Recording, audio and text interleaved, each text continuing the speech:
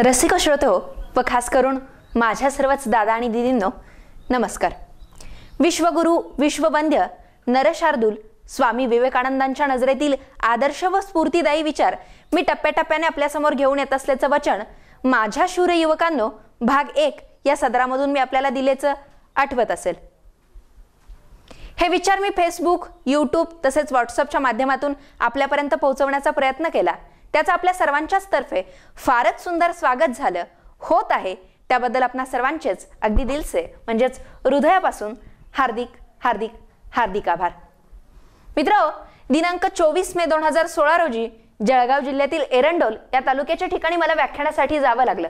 माझ्या गावापासून 650 किलोमीटरचा प्रवास, त्यामुळे 3-4 दिवस तिकडेच खर्ची पडले आणि काही तांत्रिक अडचणींमुळे दुसरा भाग आपल्यापर्यंत पोहोचवण्यासाठी मला थोडासा वेळ होतो आहे, त्याबद्दल क्षमस्व।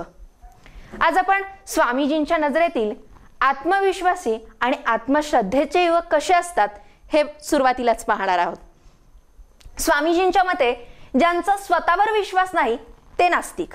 जुना धर्म म्हणत असे की ज्याचा ईश्वरावर विश्वास नाही तो नास्तिक। नवा धर्म म्हणतो की ज्याचा स्वतःवर विश्वास नाही तोच नास्तिक।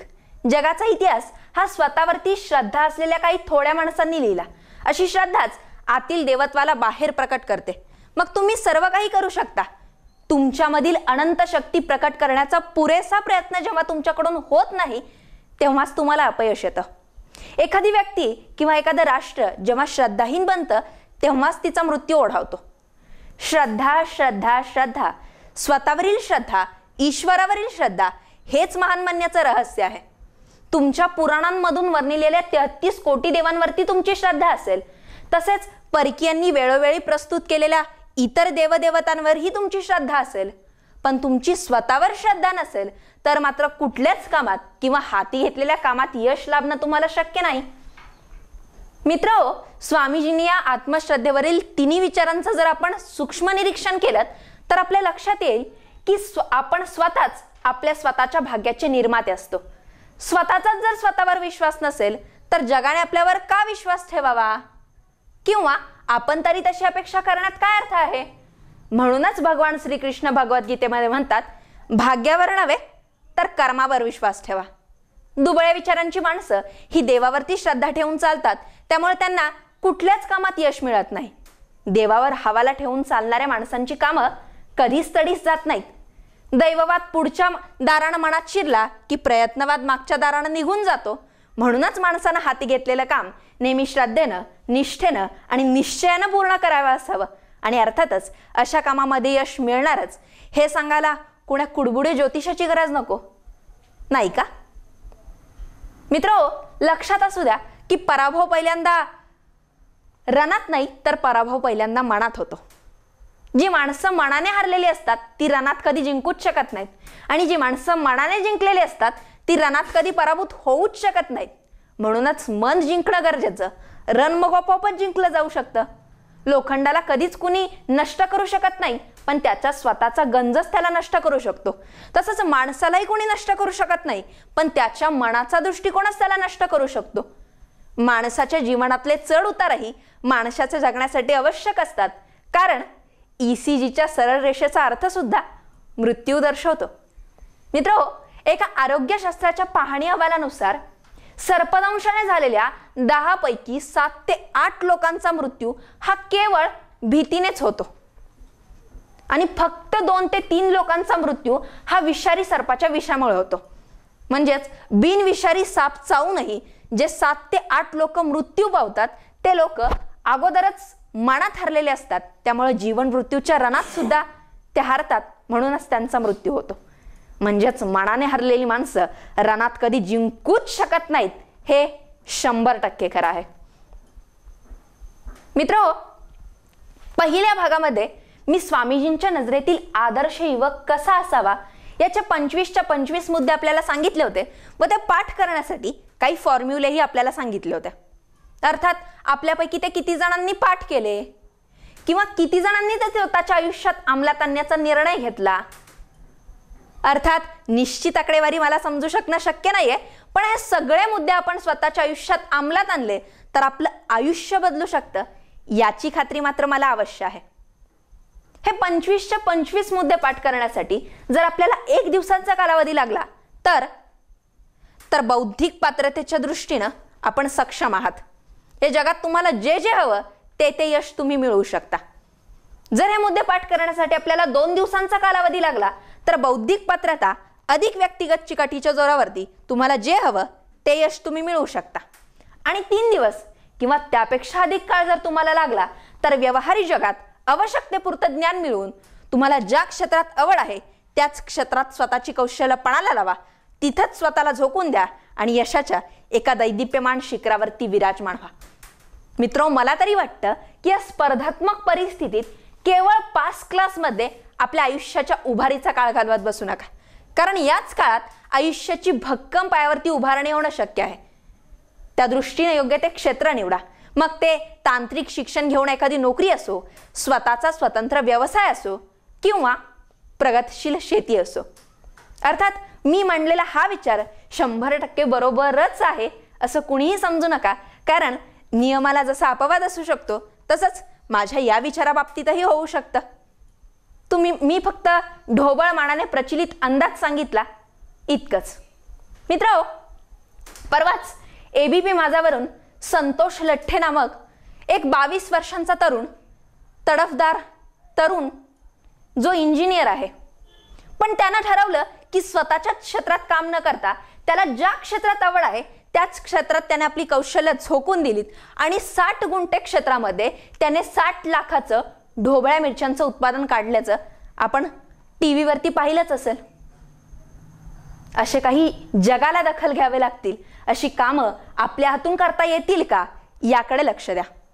मित्रो, एखाद्या व्यक्तीला एखाद्या गोष्टीचं जर वेड लागलं तर सारं ब्रह्मांड तुम्हाला तुमच्या त्या इच्छाशक्तीपर्यंत पोहोचवण्यासाठी तुम्हाला मदत करत असतं, हे लक्षात असू द्या.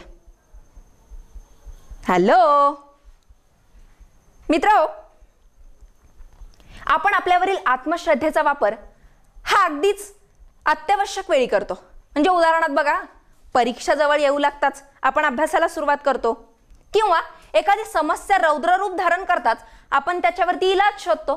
पण अशी काही उत्तुंग व्यक्तिमत्व असतात की जे आपल्यावरील आत्मश्रद्धेचा वापर हा कायमस्वरूपी म्हणजे पूर्ण 100% करतात. मित्र, गणेश उत्सव, शिवजयंती, गोकुळाष्टमीची दहीहंडी, डॉक्टर बाबासाहेब आंबेडकर जयंती अशा या उत्सवांचं आपण निरीक्षण केलं तर आपल्या लक्षात येईल की या 8-10 दिवसांच्या कालावधीत प्रत्येक तरुण अगदी झपाटून गेल्यासारखं काम करत असतो. मग त्या आरत्या, मिरवणुका, आगमन प्रत्यागमनाचा जल्लोष असो, या सगळ्या कामात हे तरुण अक्षरशः झपाटून गेल्यासारखं काम करत असतात. त्यावेळी कुठून येते आपल्याकडे इतकी एनर्जी? एका अमेरिकन पाहणी अहवालानुसार माणूस फक्त आपली 12 ते 15% इतकीच कार्यक्षमता वापरत असतो. जे लोक आपली कार्यक्षमता 40% पर्यंत वापरतात त्यांना जग सधन म्हणून ओळखतं. जे लोक आपली कार्यक्षमता 60% पर्यंत वापरतात त्यांना जग सलाम करतं. तर जे लोक आपली कार्यक्षमता पूर्ण 100% पर्यंत वापरतात त्यांना जग अक्षरशः डोक्यावरती घेतं. जगद्गुरु स्वामी विवेकानंद, राष्ट्रपिता महात्मा गांधी, भारताचे शिल्पकार डॉक्टर बाबासाहेब आंबेडकर, आपले माजी राष्ट्रपती doctor APJ Abdul Kalam, Abraham Lincoln, Martin Luther King ही त्यापैकीच काही नावं. भारतीय संस्कृतीत म्हणे 33 कोटी देवांचं अस्तित्व आहे असं मानलं जातं, पण यापैकी एकही देव आपल्या भारतीय चलनाच्या नोटेवरती आला नाही. पण यातला एक महात्मा मात्र आपल्या भारतीय चलनाच्या कित्येक नोटांवरती येऊन पोहोचला, हा त्याचाच पुरावा आहे असं आपल्याला का वाटू नये? अर्थात आपल्यापैकी प्रत्येकानं महात्मा बनावं हा माझा अपेक्षावाद मुळीच नाही, पण आपल्यापैकी प्रत्येकानं आपली एनर्जी जास्तीत जास्त वापरली तर मला वाटतं महासत्तेचं स्वप्न आपल्यापासून फार काळासाठी दूर नसेल. म्हणूनच मित्र हो, भारताची मदार ज्या तुमच्या माझ्यासारख्या तरुणाईच्या खांद्यावरती आहे त्या तरुणांना आवाहन करताना स्वामीजी म्हणतात, बंधूंनो उठा, आता आपल्याला कठोर परिश्रम करावे लागतील, फार फार झटावे लागेल, आता झोपायला वेळ नाही. आपल्या कार्यावरच भारताचा भविष्यकाळ अवलंबून आहे. आपली भारत माता आता हळूहळू नेत्र उघडीत आहे. ती काही काळासाठी अमळ निद्रिस्त झाली होती इतकंच. उठा आणि या नवजागृतीच्या संजीवनेने तिची पुन्हा तिच्या चिरंतर सिंहासनावर स्थापना करा. मित्र हो, आज आपल्या देशाला जर कशाची गरज आहे ती म्हणजे पोलादी स्नायूंची व लोखंडी मज्जातंतूंची. आज आपल्या देशाला जर कशाची गरज आहे तर ती म्हणजे अशा दुर्दम्य इच्छाशक्तीची की जी विश्वाची गूढ रहस्य उकलील व गरज पडल्यास महासागराच्या देखील तळाशी जाऊन प्रत्यक्ष मृत्यूला तोंड देऊन आपल्या आयुष्यातील ध्येय प्राप्ती करेल. मित्रहो, माणसे ही खरी माणसे हवी आहेत, तरच आपण सर्व काही साध्य करू शकतो. आपल्याला हवे आहेत तरुण, उत्साही, आत्मविश्वासी तरुण, सच्च्या हृदयाचे तरुण. असे 100 युवक जरी आपल्याला मिळाले ना तरी जगात क्रांती होऊ शकते, असा स्वामीजींचा विश्वास आहे बरं का. पण मित्रहो, मला कधी कधी प्रश्न पडतो की 125 कोटी लोकसंख्येकडे वाटचाल करणाऱ्या माझ्या या भारत देशात स्वामीजींनी हा अपेक्षावाद करून जवळजवळ 150 वर्ष झाली, पण 150 वर्षात असे 100 युवक तरी जन्माला आले का हो?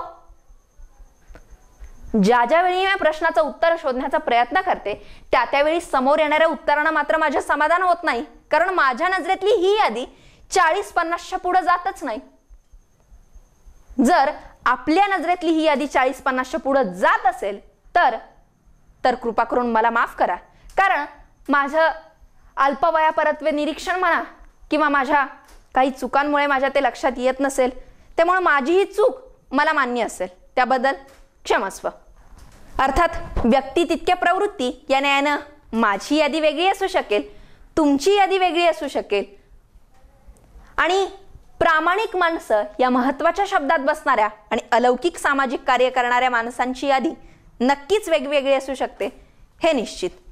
मित्रहो, भारतासारख्या अखंडप्राय देशातील अशा लोकांची यादी जर आपल्याला वाढवायची असेल तर स्वामीजींचा हा विचार आपल्याला आचरणात आणायलाच हवा.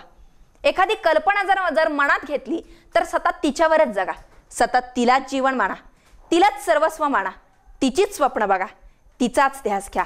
आपला मन, मेंदू, मनगट, आपले मज्जातंतू, आपले इतर स्नायू इतकंच नव्हे तर आपल्या शरीराचा प्रत्येक अणुरेणू त्याच कल्पनेने भारला जाऊ द्या. इतर कोणत्याही कल्पनेला व विचाराला थारा देऊ नका. मला वाटतं यश मिळवण्याचं हेच एक फार मोठं रहस्य आहे. मित्रहो, म्हटलं जातं की सर्वात अधिक संकट येऊन घेणारा काळ किंवा क्षण आपल्यासोबत येताना विजयश्रीची बीजही आपल्यासोबत घेऊन येतो. असाच काहीसा प्रसंग मला महाराष्ट्र आणि पर्यायानं भारतातील दुष्काळाबाबत दिसतो. कारण कदाचित विधात्याला विविध परंपरांनी नटलेला माझा भारत देश जगातील एक सर्वोत्तम देश बनावा असंच वाटलं असेल, म्हणून त्याने दुष्काळ रूपी संकट आपल्यावरती लादलं असावं असं आपल्याला वाटत नाहीये का? कर्तृत्वाला म्हणे कल्पकतेची जोड मिळाली तर आपल्या हातून अद्भुत कार्य होणं शक्य आहे. मग आपल्या देशातील किंवा आपल्या राज्यातील हा दुष्काळ हटवण्यासाठी आपल्या देशाची तरुण पिढी काही योगदान देऊ शकते का? तर माझ्या मते हो, देऊ शकते. आज आपल्या देशात जवळजवळ 70% लोक शेती करतात, त्यामुळे भारतातील 70% लोकांचा उदरनिर्वाह हा शेतीवरतीच अवलंबून आहे. त्यामुळे भारताला एक कृषी प्रधान देश म्हणून ओळखलं जातं. पण दुष्काळाच्या गर्तेत अडकलेलं अर्थव्यवस्थेचं चाक जोपर्यंत गतिमान होत नाहीये तोपर्यंत भारतीयांच्या मूलभूत गरजा म्हणजेच अन्न, वस्त्र, निवारा, शिक्षण, आरोग्य या गतिमान होणं शक्य नाहीये. त्या जर गतिमान मानल्या तरच शेती, व्यापार, उद्योगधंदे, व्यवसाय, रोजगार निर्मिती याही गोष्टी गतिमान बनणं शक्य आहे. मित्रहो, आज भारतामध्ये 50 ते 60% लोकसंख्या ही तरुणांची आहे. त्यामुळे भारताला एक तरुणांचा देश म्हणून ओळखला जातो. आणि दुसरी उल्लेखनीय बाब म्हणजे जगातील सर्वात जास्त सिंचनाखालील क्षेत्र म्हणजे जवळजवळ 40% पेक्षा जास्त सिंचनाखालील क्षेत्र हे भारताकडे आहे. मला वाटतं या दोन्ही गोष्टींचा एकत्रितरित्या मेळ घातला गेला तर आपण साऱ्या जगाला अन्नधान्य पुरवू शकतो इतकी क्षमता आपल्याकडे आहे. पण आपला बळीराजा आत्महत्या का करतो आहे तेच कळत नाहीये. मित्रहो, गेल्या 3 वर्षातील पावसाचं कमी प्रमाण, त्याचबरोबर ऊसासारख्या नगदी पिकासाठी उपलब्ध पाण्याचा होणारा अफाट खर्च आणि भ्रष्टाचारी नेत्यांचं चुकीचं नियोजन अशा काही बाबी बळीराजाच्या आत्महत्येस कारणीभूत ठरतायत असा निष्कर्ष सर्वानुमते काढला जातो आहे की जो बरोबरही आहे. सरकारच्या काही योजना, नाना मकरंदचं नाम फाउंडेशन, आमिर खान भटकळ साहेबांची पाणी परिषद, सरकारच्या अनेक विविध योजना आणि लोकसहभागामुळे या वर्षीचा दुष्काळ जवळजवळ 50 ते 60% हटवला जाईल असं निष्कर्ष सर्वानुमते काढला जातो आहे की जो बरोबरही आहे. आणि हेच कार्य जर 3-4 वर्ष सतत चालू राहिलं तर 3-4 वर्षात दुष्काळाचं चित्र पूर्णपणे बदललेलं असेल.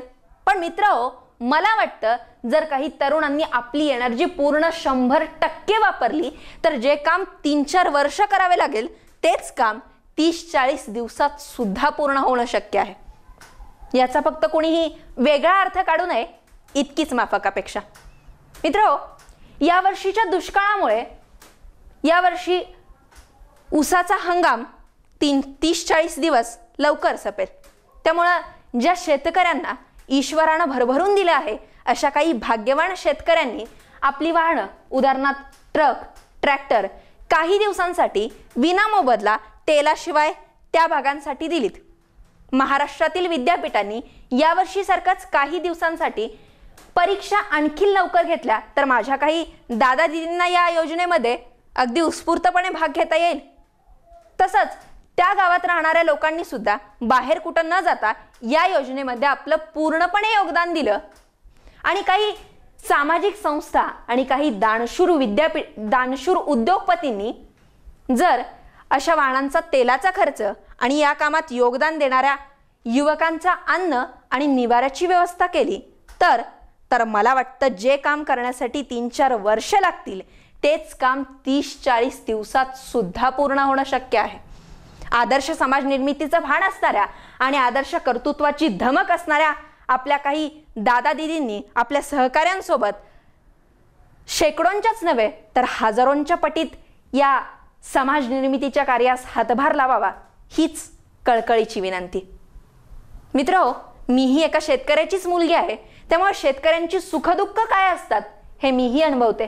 त्यामुळे जो विचार माझ्या अगदी हृदयाच्या तळापासून आला तोच मी तुमच्यापर्यंत पोहोचवला. यावरती आपण स्वतः, काही विद्यापीठ, शासन, काही दानशूर उद्योगपती आणि सामाजिक संस्था यांनी थोडासा विचार केला आणि भविष्यकाळात या गोष्टी कृतीत आणल्या गेल्या तर मी माझ्या या विचारांचंच नव्हे तर माझ्या जन्माला आल्याचं सार्थक झालं असं समजेन. मित्रहो, आपल्या देशासाठी कित्येक लोकांनी आपल्या सुखी संसारांना तिलांजली दिली, कित्येकांनी मूठमाती दिली तर कित्येक जण प्रसंगी मृत्यूला देखील सामोरे गेले. अशीच आपल्या देशाची परंपरा आहे. मग आपण आपल्या देशासाठी 1-2 महिने वेळ देऊ शकत नाही का? सुदैवानं जर आपलं उत्तर हो असेल आणि पुढील वर्षी या योजनेमध्ये सहभाग घेण्याची जर आपली इच्छा असेल तर कृपा करून माझ्या नंबरवरती एक SMS जरूर पाठवा. मी आपल्या अपेक्षित उत्तराच्या प्रतीक्षेत असेन. कारण मनाशी बांधूगाठ मागं नाही सरायचं, मनाशी बांधूगाठ मागं नाही पसरायचं. आपल्या परीनं होईल तेवढं या देशासाठी करायचं. फुगव छाती, रोख श्वास, मिटव सारे मनाचे भास, रोख नजर, मुठीवळ, तुझ्यातही आहे तेवढंच बळ. देवानं तुला अस्तित्व दिलंय जन्म इथं घेताना, देवानं तुला अस्तित्व दिलंय जन्म इथं घेताना. मग करून जावे बरेच काही दुनियेतून या जाताना. गहीवर यावा जगास साऱ्या, निरोप शेवटी देताना, निरोप शेवटी देताना, निरोप शेवटी देताना. मित्रहो, कुणी चांगलं म्हणावं म्हणून एखादं काम करू नका, कुणी चांगलं म्हणावं म्हणून एखादं काम करू नका. पण आपल्या काम करण्यानं जर अनेकांचं भलं होणार असेल तर मात्र ते काम कधीच सोडू नका. माननीय पंतप्रधान नरेंद्र मोदी साहेबांनी म्हटल्याप्रमाणे 125 कोटी लोकसंख्येकडे वाटचाल करणाऱ्या आपल्या देशातील प्रत्येक नागरिकानं जर देशाच्या हितासाठी फक्त एक पाऊल जरी पुढे टाकलं तरी आपला देश 125 कोटी पावलांनी पुढे जाऊ शकतो.